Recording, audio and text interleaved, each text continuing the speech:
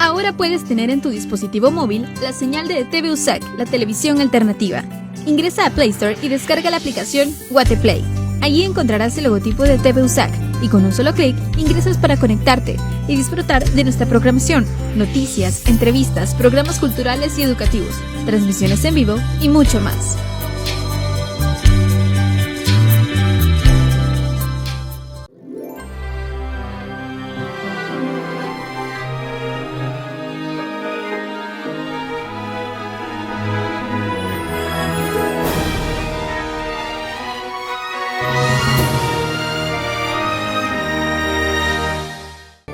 Coronavirus, la pandemia.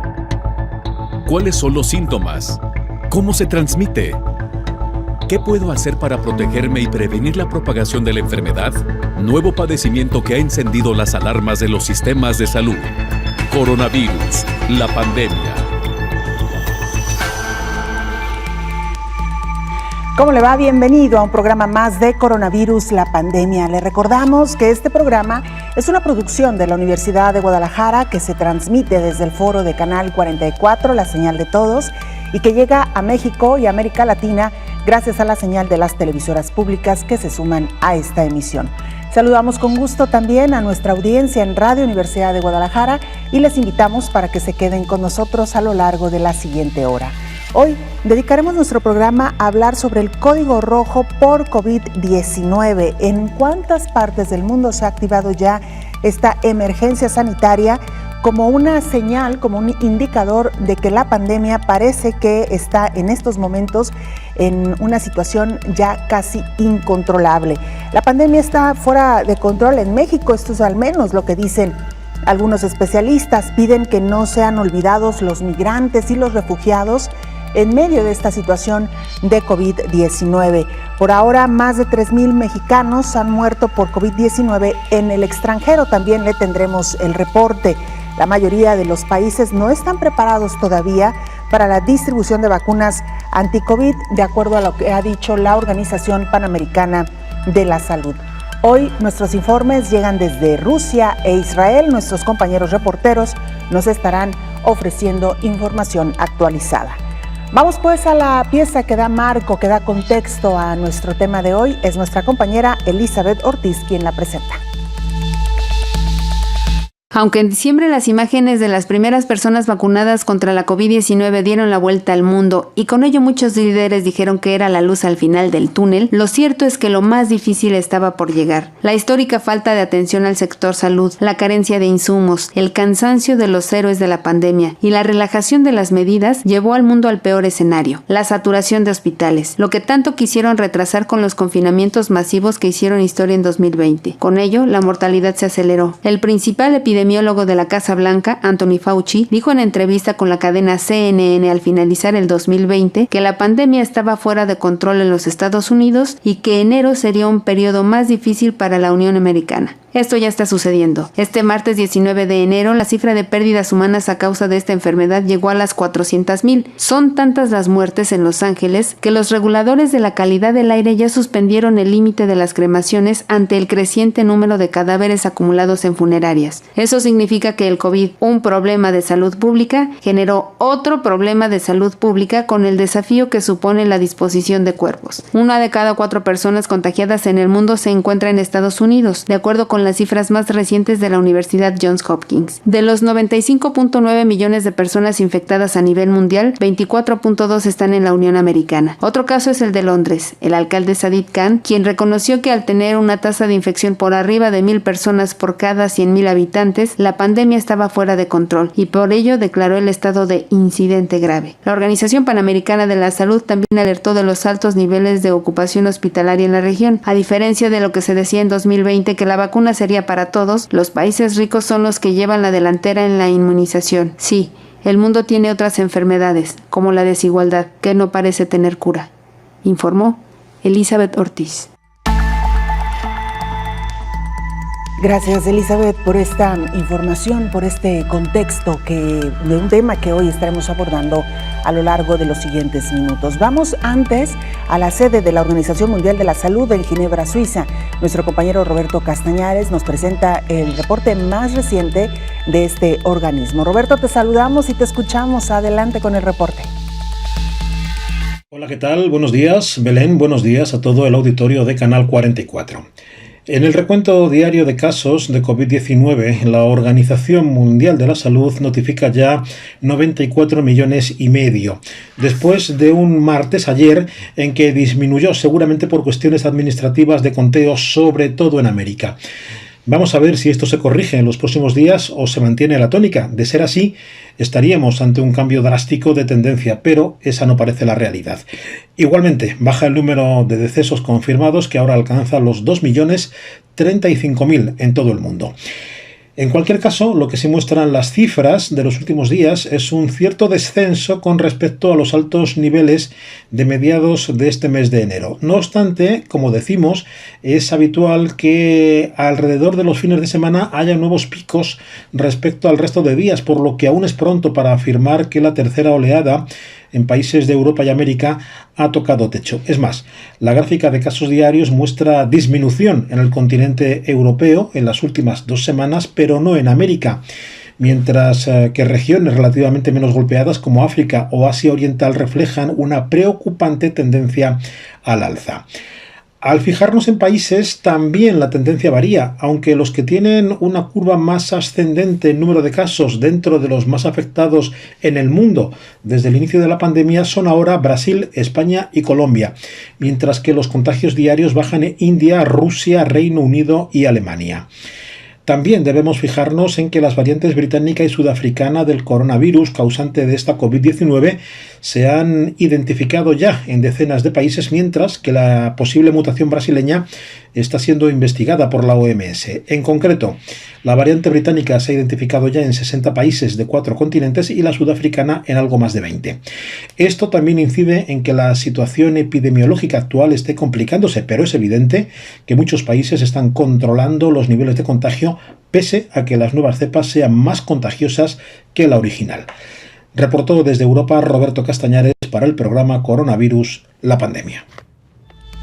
Importante esto que nos ha mencionado nuestro compañero Roberto Castañares, porque es precisamente esto donde ahora se están enfocando los estudios, las investigaciones, qué está pasando con las nuevas variantes, con las nuevas cepas del SARS-CoV-2 que se ha identificado. En la mayoría de ellas un nivel más alto de contagio, no así de daño o afección que puedan provocar una mayor mortandad, de acuerdo a lo que hasta ahora se conoce. Sin embargo, es parte de lo que se tiene que contemplar de cara a estas nuevas estadísticas. Lo decía Roberto Castañares, en los últimos días, en las últimas semanas, se ha identificado un ligero descenso en el número de casos en Europa. Esperemos que esta tendencia continúe así, aunque hay que decirlo también, en América Latina, por el contrario, los casos continúan en aumento. La pandemia en México está fuera de control, al menos es lo que dicen algunos expertos. Hace 6 días, México llegó a la cifra récord de 16,000 casos nuevos de COVID-19 registrados en un día, pero hace 4 rompió su marca con 21,363. Con el aumento de casos en las entidades federativas y del número de personas hospitalizadas, la pandemia está fuera de control, advirtió el infectólogo Héctor Raúl Pérez Gómez. Desde mi punto de vista, estamos lejos de domarla y, en mi opinión, sí está fuera de control. Al 18 de enero, la cifra de casos acumulados asciende a 1,649,502 y un total de 141,248 defunciones a causa de esta enfermedad. Los números no mienten, las tendencias no mienten. No tenemos por qué matizar el asunto. Ya hemos visto cómo en muchos estados de la República las tasas de ocupación hospitalaria van en alza. Hay hospitales en el país que han llegado a tener 100% de ocupación. Algunos han llegado a tener hasta 100% de ocupación en las camas destinadas para la atención de pacientes críticos, las unidades de cuidados intensivos, etcétera. Entonces, son cifras a la alza todos los días. Por ese motivo, claro que no se puede hablar de un control de la pandemia. No hay control de la pandemia. En un contexto de aumento de casos, México sigue aplicando el biológico de Pfizer. Con los últimos 3.781 trabajadores de la salud, ya suman 492.529 personas vacunadas, informó Elizabeth Ortiz. Y en este contexto también se pide no olvidar a los migrantes y refugiados que también están sufriendo en medio de esta pandemia de COVID-19. La lenta producción de vacunas y la falta de acceso a corto plazo de las vacunas de la COVID-19 para todas las personas ha abierto todo tipo de debate sobre cómo usarla, distribuirla y quiénes han de ser las personas que las han de recibir primero. Un grupo social al que no se tiene en cuenta de inmediato al pensar en este problema es el de las personas migrantes y refugiadas. La postura de la Organización Internacional de las Migraciones se basa en un principio fundamental: garantizar el acceso a los servicios de salud para todos los migrantes, sin importar su estatus legal. El director general de la organización, Antonio Vitorino, explicó que no se trata de crear una prioridad para los migrantes, sino de considerar a los migrantes los mismos criterios que se aplican a los ciudadanos nacionales, es decir, aquellos que son más vulnerables por la edad o por razones de salud. Vitorino recordó que la salud es un derecho humano y que también es de interés para la comunidad de acogida que toda la gente presente en su territorio esté sana, segura y se les presten los cuidados de salud esenciales. Sin embargo, reconoció que hay desconfianza de los migrantes a acceder a estos servicios ante una posible detención o deportación, por lo que los gobiernos deben de dar garantías necesarias para que los migrantes no teman y reiterar que el acceso a los cuidados de salud no suponga la aplicación de las leyes de migración, informó Rocío López Fonseca. No debemos olvidar también que un grupo importante de migrantes, al menos centroamericanos, que transitaban por México con destino a Estados Unidos, se quedaron precisamente varados en México a la espera de conocer las nuevas políticas con la llegada del nuevo gobierno de Estados Unidos. Se quedaron varados, se quedaron incluso atrapados, podríamos decir, en medio de esta pandemia, y a ellos también hay que brindarles atención y ayuda. Se ha anunciado en los últimos días el inicio de una nueva caravana proveniente de Centroamérica. Veremos también qué sucede en medio de los nuevos controles fronterizos que se han estado instaurando en todo el mundo a propósito de esta pandemia de COVID-19. Y mire, hablando de Estados Unidos, Florida es una de las 3 entidades con mayor número de casos de COVID-19 en Estados Unidos. Se convirtió en la región del país con más infecciones a causa de la variante más transmisible del virus que se identificó en Reino Unido, así lo informaron los Centros para el Control y Prevención de Enfermedades. Hasta el momento, los mandos sanitarios de Florida, que han dado cuenta de 1.6 millones de contagios en total, han reportado 46 de los 122 casos de la variante que han sido notificados en Estados Unidos. California, con 40, es el segundo estado con mayor incidencia de la variante, seguido de Minnesota con 5 y Nueva York e Indiana con 4. Los centros de control alertaron sobre la posibilidad de que esta variante pueda convertirse en la dominante para el mes de marzo, algo que podría todavía aumentar la curva epidemiológica de la nación. Por su parte, Ron DeSantis, gobernador de Florida, no se ha vuelto a pronunciar respecto a esta situación desde que el pasado 31 de diciembre informara sobre el primer caso detectado de la nueva variante en su estado. Los centros de control han explicado que el aumento de la transmisibilidad de esta variante requiere de una implementación aún más rigurosa de medidas como el uso de cubrebocas, suspensión de actividades, distanciamiento social y la aceleración de la campaña de vacunación.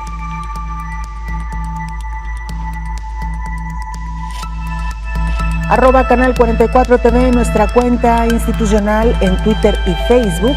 Nos puede mandar mensajes también en WhatsApp al 33 22 42 06 90. Hacemos una pausa brevísima, regresamos con mucho más.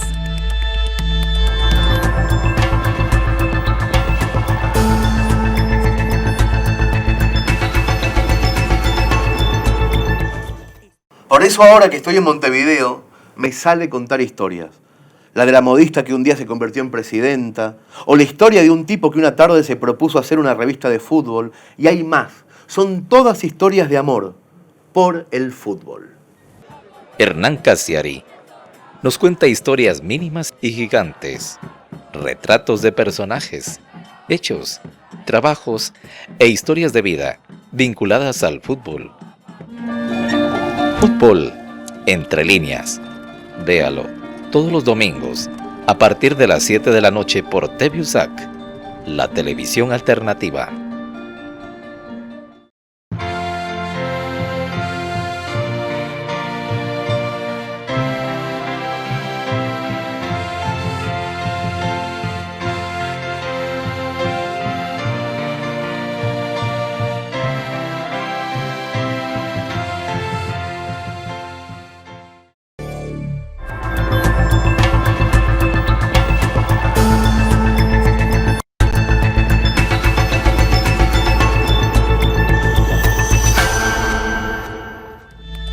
Vamos ahora a Rusia. Nuestro compañero Bernardo Suárez, corresponsal de la agencia EFE, nos presenta el siguiente informe. Bernardo, te escuchamos. Adelante con la información. Hola, ¿qué tal? Buenos días, Belén. Buenos días a todo el auditorio de Canal 44. La segunda vacuna anticovid desarrollada en Rusia, la Epivac Corona, ha mostrado en las pruebas clínicas de las fases 1 y 2 una eficacia del 100%, aseguran los reguladores rusos. El Centro Siberiano de Virología y Biotecnologías Vector, donde se creó el compuesto, indicó que 30 días después de recibir la Epivac Corona, la persona queda totalmente inmunizada contra la COVID-19. Sin embargo, en la campaña de vacunación masiva que arrancó este lunes en Rusia, se emplean de momento, Belén, solo la vacuna pionera, la Sputnik V, que tiene una eficacia declarada menor de poco más del 94% y que ha comenzado a utilizarse en otros países, como es el caso de Argentina. La campaña de vacunación está cobrando magnitud en Rusia, sobre todo en Moscú, donde ya más de 200.000 personas han recibido la primera dosis de la Sputnik V. El procedimiento es simplísimo. Se pide cita por teléfono o internet y 2 o 3 días después de la solicitud se acude al vacunatorio. La vacuna y la consulta médica previa son gratuitas para rusos y extranjeros, como pudo comprobar personalmente el que habla. Mientras, la situación epidémica en Rusia experimenta una clara mejora. En la última jornada, en todo el país se registraron poco más de 21.000 positivos por coronavirus, cerca de un 30% menos que hace un mes. Reportó desde Rusia para el programa Coronavirus la Pandemia, Bernardo Suárez. Interesante lo que está pasando en Rusia con este proceso de vacunación. Hay que decirlo que la primera vacuna que entró al mercado proveniente de Rusia, la Sputnik V, aún continúa en observación en varios países. En el caso de México se espera todavía la aprobación de la COFEPRIS, que es la agencia reguladora, para que pueda ser distribuida entre la población. Y mira, ahora el problema ya no solo es contener los contagios, sino evitar la saturación en los hospitales. Debido a que la región de las Américas no logra controlar el virus, muchos hospitales están al máximo o cerca de su capacidad. En Manaus, en Brasil, no hay suficiente capacidad para hacer frente a la velocidad de las nuevas infecciones. La Organización Panamericana de la Salud informó que hay racionamiento de oxígeno en algunos lugares de los Estados Unidos de América y en Perú. En algunas partes del país andino, la tasa de ocupación de las unidades de cuidados intensivos es del 90%. En varios puntos de Brasil y Ecuador operan casi al límite, mientras que la capacidad hospitalaria sigue siendo un problema en los países como Chile. La región y el mundo no están controlando el coronavirus. En demasiados lugares las políticas públicas no son congruentes con la gravedad de la situación, advirtió el organismo internacional. Muchos han relajado las medidas de control que se sabe que funcionan. Por ello preocupa lo que sucederá en las próximas semanas porque tanto en América del Norte como en el sur, muchos hospitales están operando ya a su capacidad total o muy cerca, especialmente en las unidades de cuidados intensivos.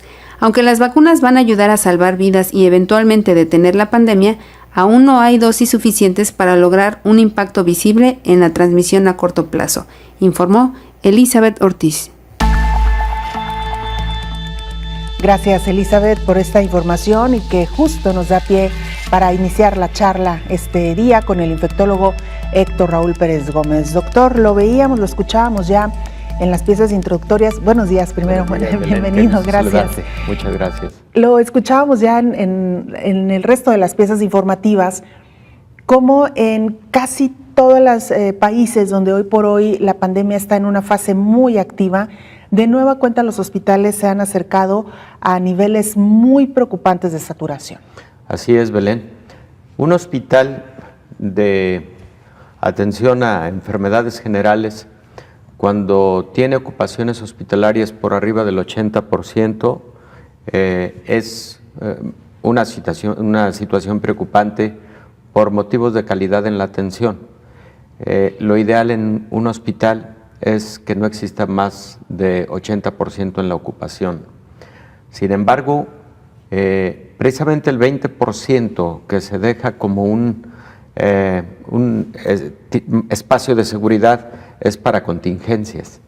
En COVID-19, esto pues ha dejado de ser operante por toda la reconversión hospitalaria, y eso ha dado lugar a que las camas destinadas para la atención de enfermedades generales habitualmente estén plenamente ocupadas y de hecho mermadas por haber sido destinadas para la atención de COVID-19.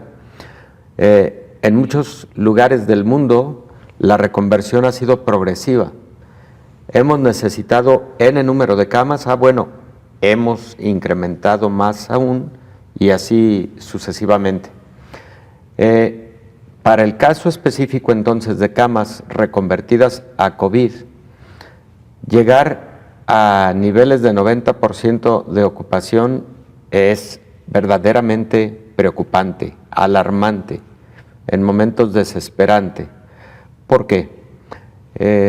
Pueden haber todavía algunos espacios disponibles, pero en ciertos lugares en donde no tiene la intensidad que está presente en otros. Por ejemplo, las zonas metropolitanas de todo el mundo son las que han concentrado la mayor parte de pacientes con COVID, más que las zonas rurales.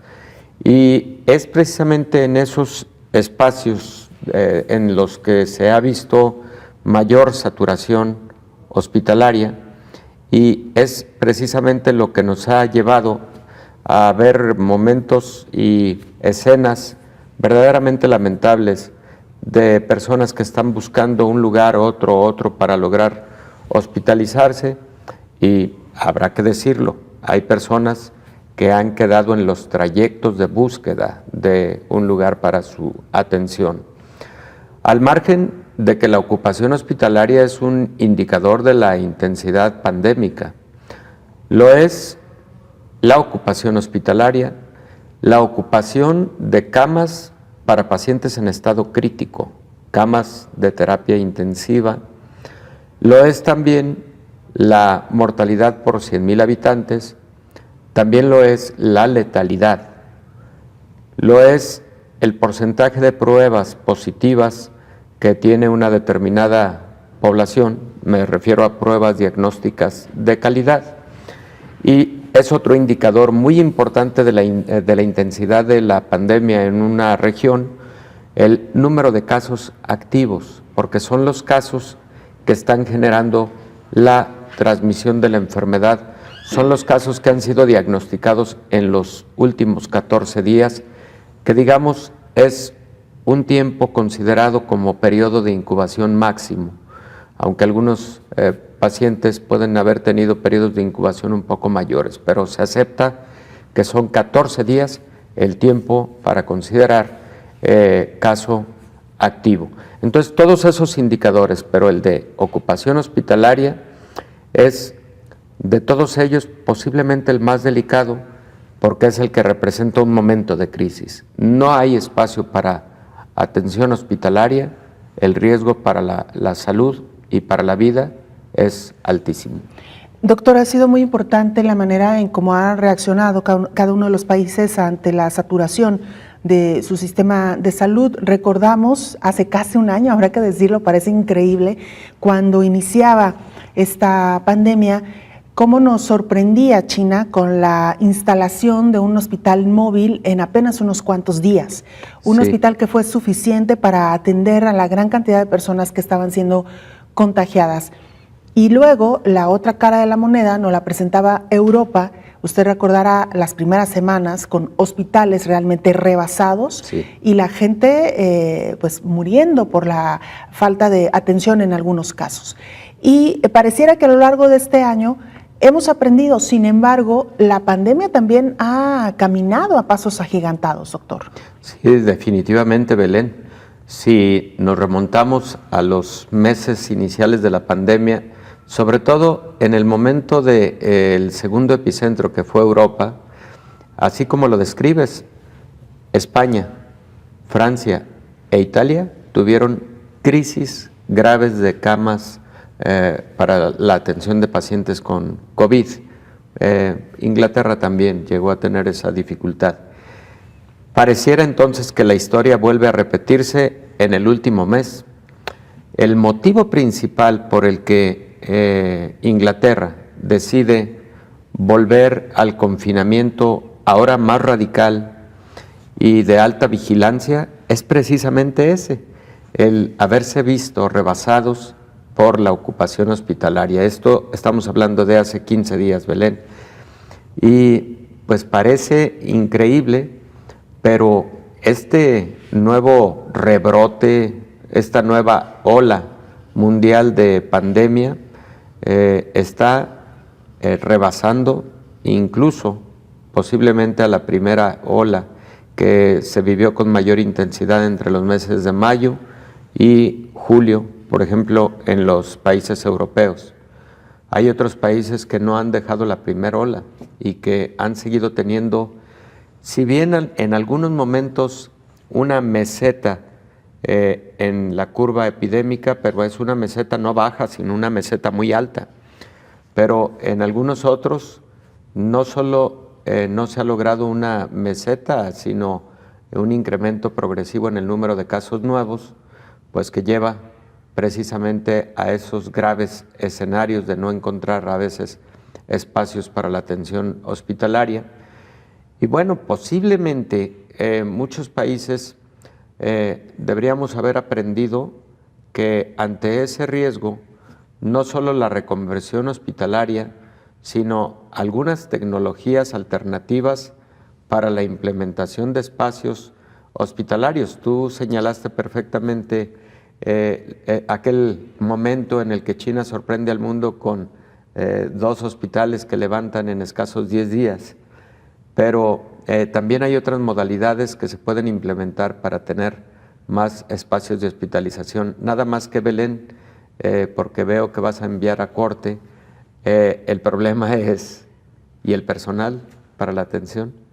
Claro. ¡Qué barbaridad! Personal, y además personal capacitado, porque hay que decirlo, se requiere también de una atención especializada en el caso de los pacientes graves. Definitivo, equipamiento, etcétera. Vamos a la pausa, doctor. Gracias. Si le parece, regresamos.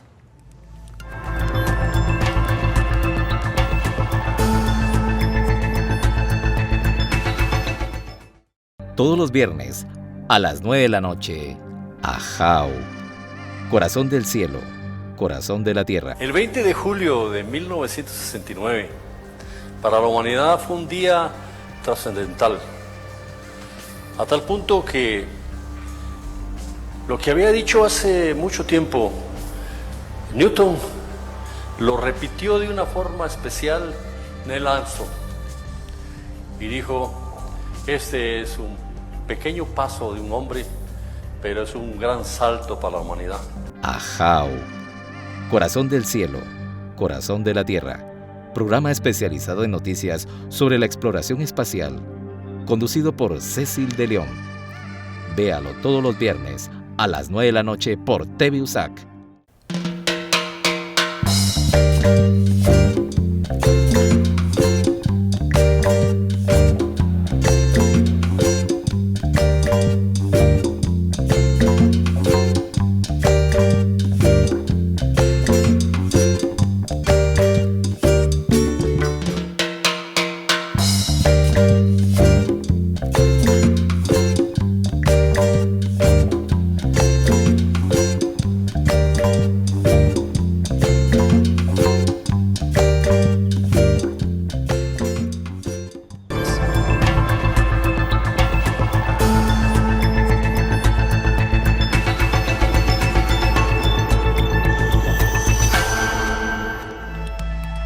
Y mira, más de 3,000 mexicanos han muerto por COVID-19 en el extranjero. Esto es lo que asegura la Secretaría de Relaciones Exteriores.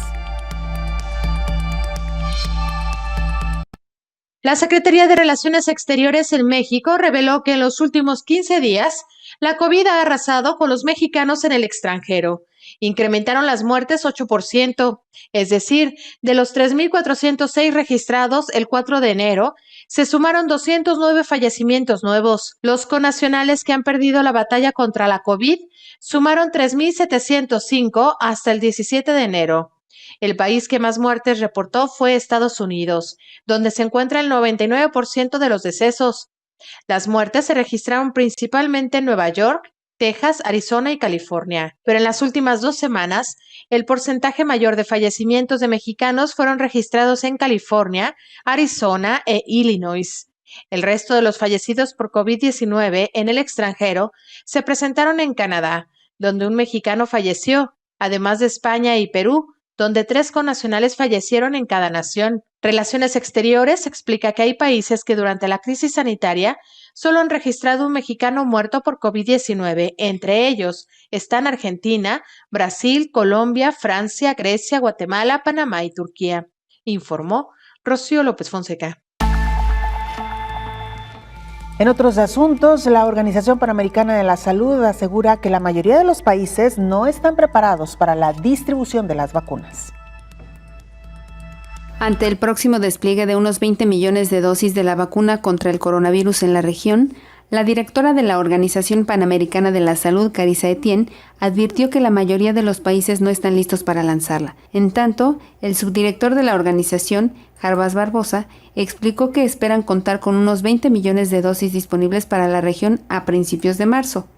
Con el mecanismo COVAX, se busca crear un flujo constante de entrega de vacunas para que se pueda empezar con la estrategia en los grupos prioritarios de cada país de una manera continua sin suspender la vacunación por ningún motivo, dijo. El Fondo COVAX, la iniciativa mundial que garantiza el acceso rápido de las vacunas contra la COVID-19 a nivel mundial, es el mecanismo más equitativo para que las vacunas estén disponibles en todos los países de América, sin importar el tamaño de la población o el PIB. El mecanismo COVAX tiene acuerdos con las farmacéuticas AstraZeneca y Serum Institute de India para la distribución de sus vacunas tan pronto como obtengan la aprobación de la Agencia de la Organización de las Naciones Unidas para su uso de emergencia. En tanto, continúa la negociación con Pfizer, informó Elizabeth Ortiz. Gracias, Elizabeth. Doctor Héctor Raúl Pérez Gómez, ahora que nuestra compañera nos presentaba esta nota informativa, pensaba en que sí, cada uno de los países ha presentado diferentes inconvenientes, doctor, para la distribución de las vacunas de diferentes ámbitos. En el caso de México, la iniciativa privada, los empresarios han pugnado mucho porque el gobierno permita a los particulares comprar lotes de vacunas y poderlas distribuir. Ellos han dicho principalmente entre sus trabajadores, que es parte de reactivar también la economía de una manera segura. Sin embargo, doctor, en el caso de México y casi en la mayoría de los países, la aprobación de algunas vacunas se ha hecho de manera emergente, no es la certificación definitiva, doctor. Así es, en todos los países, de hecho ha sido autorización emergente, incluyendo en Estados Unidos. La Food and Drug Administration ha sido particularmente enfática en que son autorizaciones emergentes, porque siguen corriendo en este momento los estudios de fase 3. Cuando concluyan, seguramente llegarán las autorizaciones definitivas, y una autorización definitiva es fundamental precisamente, entre otras cosas, por lo que tú comentas, para que pueda existir distribución y la manera de que empresas particulares que han sido distribuidores de fármacos a lo largo de los años puedan de igual manera ser distribuidores de vacuna contra COVID-19.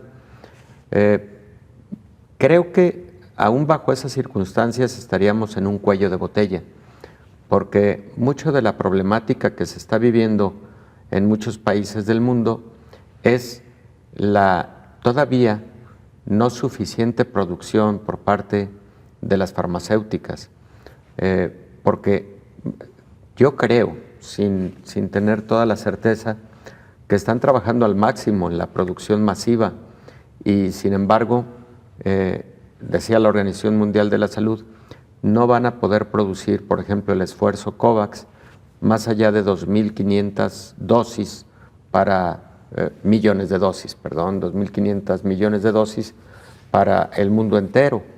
Lo que hemos dicho aquí significa alrededor del 30% como máximo de la población mundial. Entonces, es posible que incluso eso sea una limitante, aun cuando las agencias regulatorias logren o den el aval definitivo a estos biológicos, ¿no?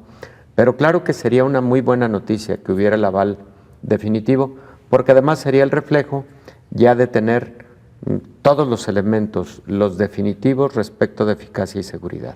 Claro, y además, doctor, hay que decirlo también que los gobiernos estatales, en el caso de México, tampoco han podido acceder de manera directa a las vacunas, por eso que usted mencionaba también, aunque algunos de ellos lo plantearon al inicio de la vacunación. La urgencia es mucha, pero también entendemos que hay procesos que atender. Por supuesto que nos gustaría que esto se abriera ya de manera masiva.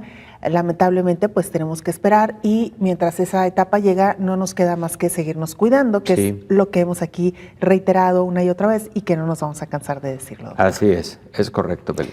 Doctor, regresando al tema que hoy abordamos y que tiene que ver con estos códigos rojos en el aspecto o en el ámbito sanitario en la mayoría de los países, decía usted, no solamente se trata de abrir o habilitar camas y de instalar equipo, es necesario también atender la parte del personal médico. Sí, claro, Belén.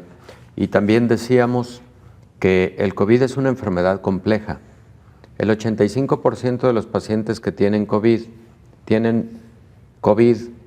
leve o leve moderado, que puede ser manejado de forma ambulatoria, con pocos fármacos, particularmente con medicamentos para aliviar los síntomas y muy buena vigilancia y monitoreo, sobre todo de la función respiratoria. Sí, pero el 15% restante son pacientes que pueden ser graves o críticos. Esos son los pacientes que van a requerir hospital porque necesitan oxígeno suplementario o porque un 5% del gran total de pacientes con COVID puede requerir unidades de terapia intensiva. Cuando hablamos entonces de este 15%, estamos hablando de pacientes que pueden necesitar la atención del neumólogo, del intensivista, pueden necesitar la atención del infectólogo, del internista, en fin, de un equipo médico con mucha orientación al tipo de complicaciones que tienen estos pacientes graves, que son principalmente pulmonares, cardiológicas, renales, neurológicas, y entonces ahí es en donde ya tenemos la dificultad porque no habría suficiente personal para crecer y crecer y crecer más áreas críticas.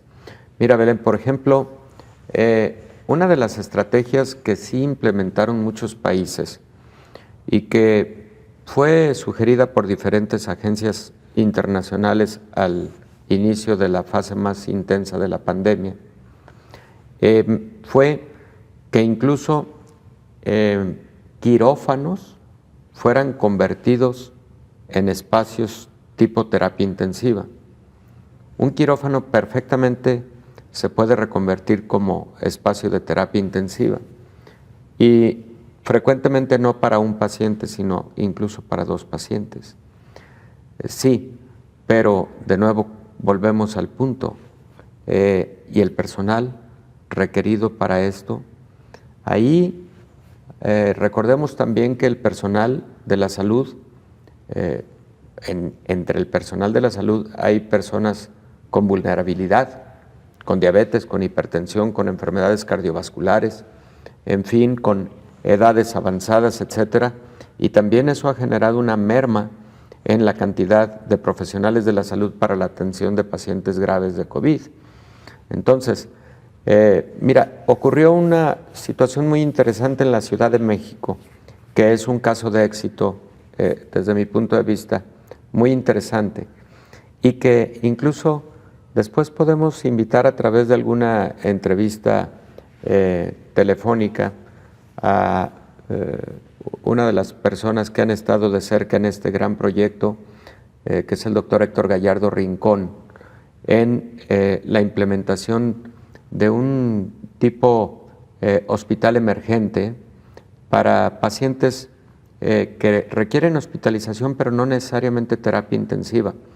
Y creo que lo implementaron en el centro Banamex.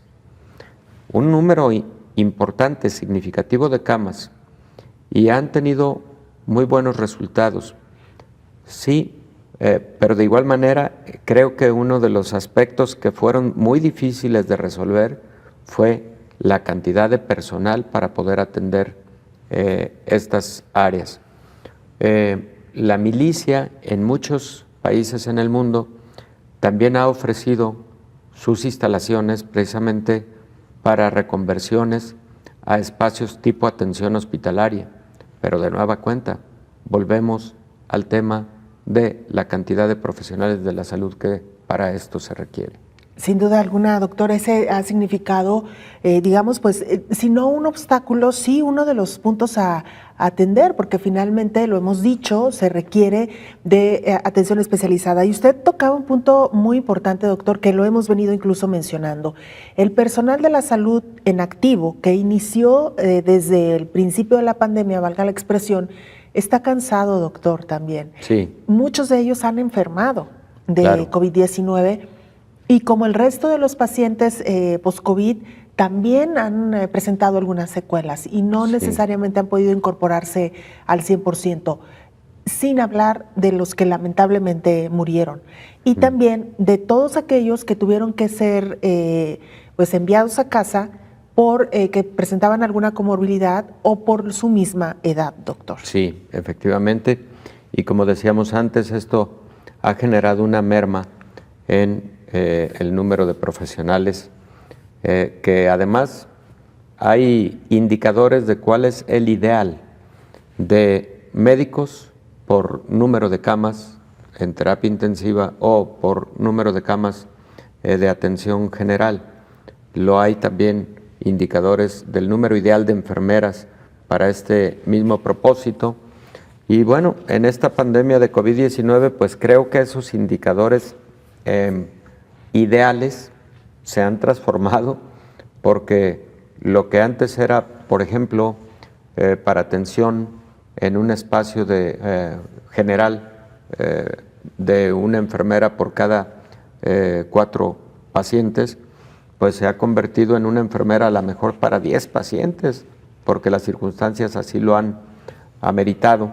Y eso, pues bien lo dices, Belén, genera cansancio, genera además cansancio mental, psicológico, impacto emocional, porque independientemente del cansancio físico, algo que le ocurre al personal de la salud también es que sí sufre cuando se ve en esos momentos críticos de que el tiempo no le ajuste para atender con la suficiente calidad y atingencia a los casos que tiene frente a sí. Claro, doctor, vamos a hacer nuestra última pausa, Claro que si sí, le Belén. parece, regresamos para entrar ya a conclusiones.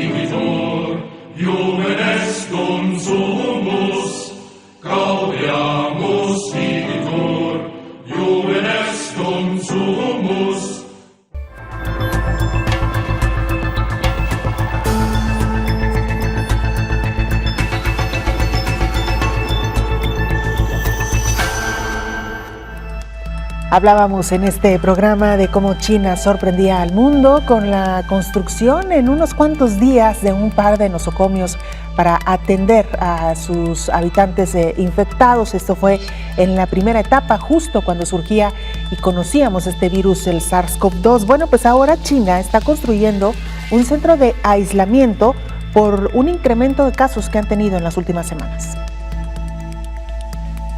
China está en alerta máxima por una posible ola de casos provocada por las fiestas del año lunar que plantean enormes desafíos para la prevención del virus, alertó una alta funcionaria nacional de salud.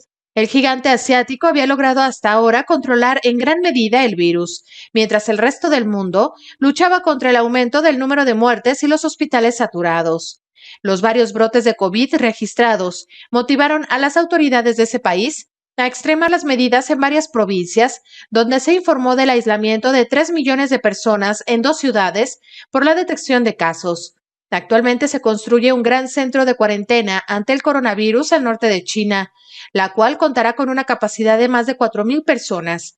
Los equipos de construcción trabajan día y noche en un campo de las afueras de la ciudad, donde ya instalaron miles de unidades prefabricadas. También se informó que más de 20,000 residentes de los pueblos de la provincia de Hebei fueron puestos en cuarentena en instalaciones centralizadas. Durante las celebraciones del Año Nuevo Lunar, millones de habitantes de las ciudades viajan a sus pueblos de origen, informó Rocío López Fonseca. Interesante lo que está haciendo China y cómo reacciona ante la presencia de un mayor número de casos, al menos en las últimas semanas. Vamos ahora a Israel. Nuestra compañera Laura Fernández, corresponsal de la agencia EFE, nos presenta qué es lo que está sucediendo en los últimos días, en las últimas semanas ahí en Israel. Laura, te escuchamos. Adelante con el reporte. Hola, ¿qué tal? Buenos días, Belén. Buenos días a todo el auditorio de Canal 44. Israel sigue imparable su campaña de vacunación que comenzó en diciembre, la más rápida del mundo. Hasta ahora más de 2.200.000 personas han recibido la primera dosis y más de 500.000 la segunda.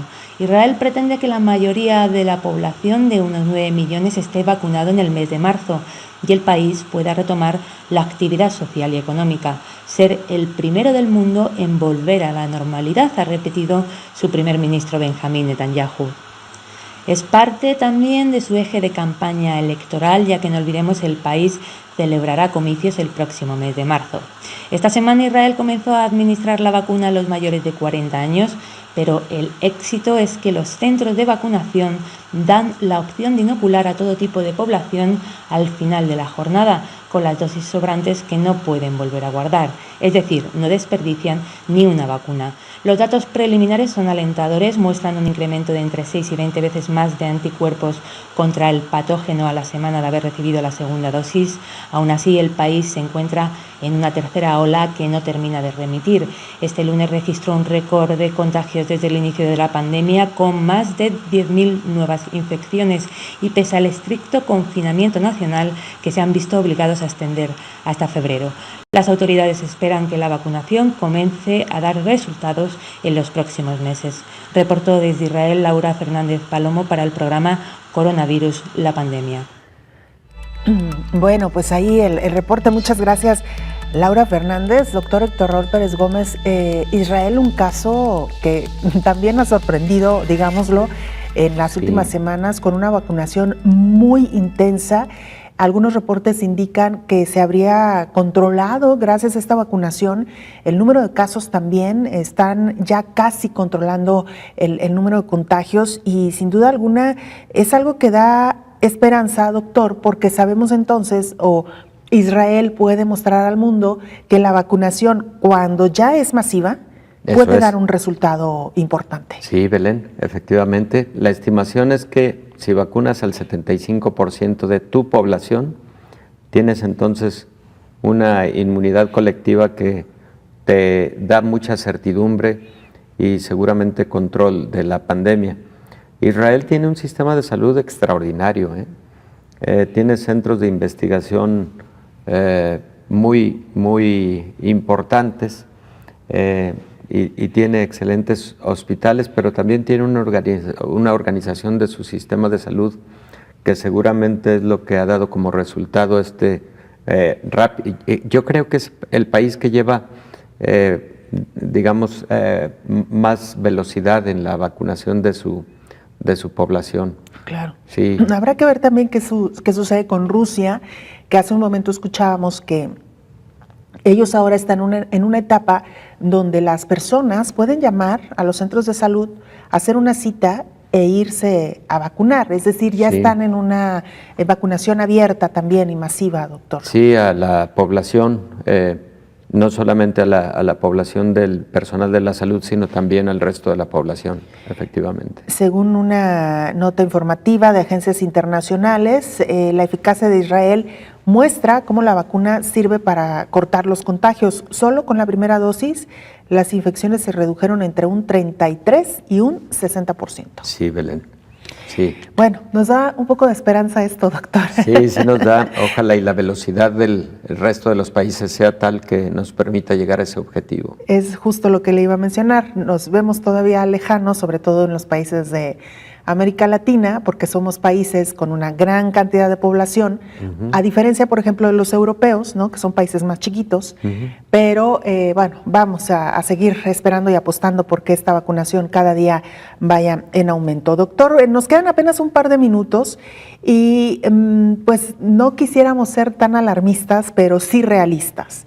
Y estamos en una situación muy preocupante respecto a esta pandemia. Sí, muy preocupante. Por todos los indicadores de los que hablábamos hace un momento, muy preocupante por la ocupación hospitalaria en varios estados de la República Mexicana, por ejemplo, ocupaciones hospitalarias alcanzando el 80%, pero como antes decíamos, diferenciado al hecho de que en zonas metropolitanas esa ocupación hospitalaria se ha acercado todavía más al 90%, y en zonas, digamos, menos pobladas, posiblemente con alguna disponibilidad de camas, que eso no hay que perderlo de vista, Belén, porque ante una emergencia, pues el paciente, el tener oxígeno disponible junto con fármacos para la atención de un COVID moderado o aunque sea un COVID grave, pero que todavía no requiere de intubación endotraqueal o de lo que llamamos administración de oxígeno a alto flujo, es un paciente que podría entonces estar en un hospital, digamos, de segundo nivel de atención de especialidades generales, y ahí podría estar también una alternativa, pero eso implica movilización de pacientes, traslados que pueden ser delicados, pueden ser un poco peligrosos, pero bueno, hay que echar mano de todo lo que se tenga disponible para poder paliar el momento tan difícil que se está viviendo en muchas partes de América Latina, por ejemplo. Doctor, de alguna manera había un pronóstico que estos meses de la temporada invernal para el hemisferio norte y para Europa serían particularmente complicados, y dentro de esos pronósticos se hablaba que habría que ver qué iba a pasar con estos meses, con el comportamiento del virus. Los pronósticos se están cumpliendo, hay un incremento sustancial. ¿Cabe la posibilidad de que una vez pasada la temporada invernal esta pandemia vuelva de nuevo a números mucho más controlables, doctor? Cabe la posibilidad, pero la posibilidad está predominantemente en que la población atendamos a las medidas preventivas, porque también recuerda que, por ejemplo, para el caso de México, un momento muy álgido de la pandemia ocurrió en los meses de verano, entre el mes de junio y julio. Ahí tuvimos un incremento importante de casos. Entonces, es hipotético que al pasar el frío mejoren las condiciones. Y luego viene otro ingrediente, que es una nueva cepa de mayor transmisión de la enfermedad, una cepa con algunas mutaciones de la que ya hemos hablado aquí.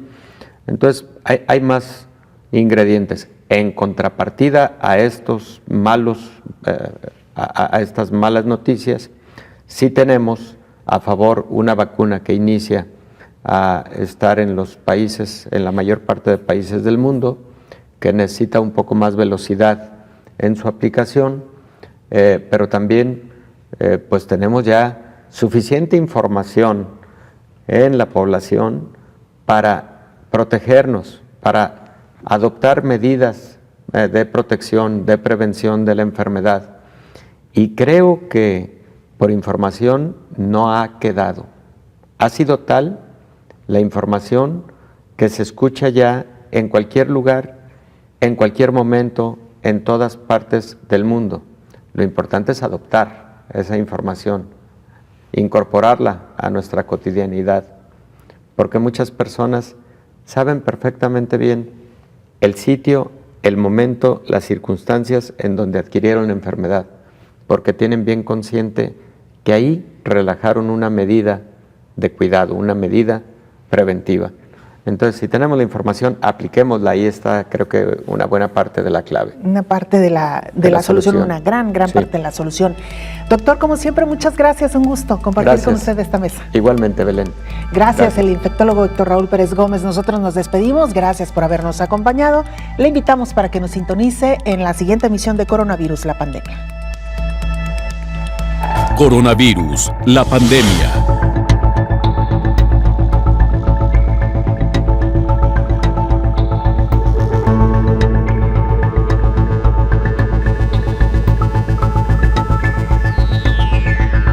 Coronavirus, la pandemia. Esta es una carta para ustedes, para los que en estos momentos de miedo y crisis se sacrifican entregando todo lo que tienen. Ustedes, mujeres y hombres que luchan para que exista un porvenir rebosante de esperanza.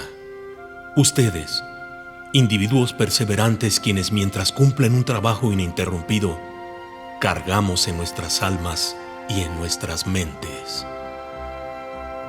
A ustedes les ofrecemos este mensaje, una declaración en la que ponemos cada fibra de nuestro corazón. Tengan nuestro apoyo y compromiso eterno. Abrácenlo como un testimonio a su esfuerzo y sacrificio. Guárdenlo como una palabra de aliento para cada momento difícil, para cada lágrima y gota de sudor derramada. La nuestra es una carta de gratitud. Gracias. Gracias eternas. Gracias por cada uno de tus días, enfermera, residente, médico, especialista, internista, doctor, doctora, a cada administrativo, personal de higiene y operativo. A todas y a todos, reconocemos y compartimos sus noches sin sueño y su valentía de oro. Sin ustedes, este mundo que ahora tiene miedo no encontraría razones para luchar. El amanecer ya viene. Mientras nos mantengamos juntos, siempre unidos, lograremos mantener la luz encendida en lo que dura la noche. Por su labor humanitaria y sacrificio personal, sabemos que este momento de crisis quedará atrás. En nombre del mañana que viene, nosotros decimos gracias.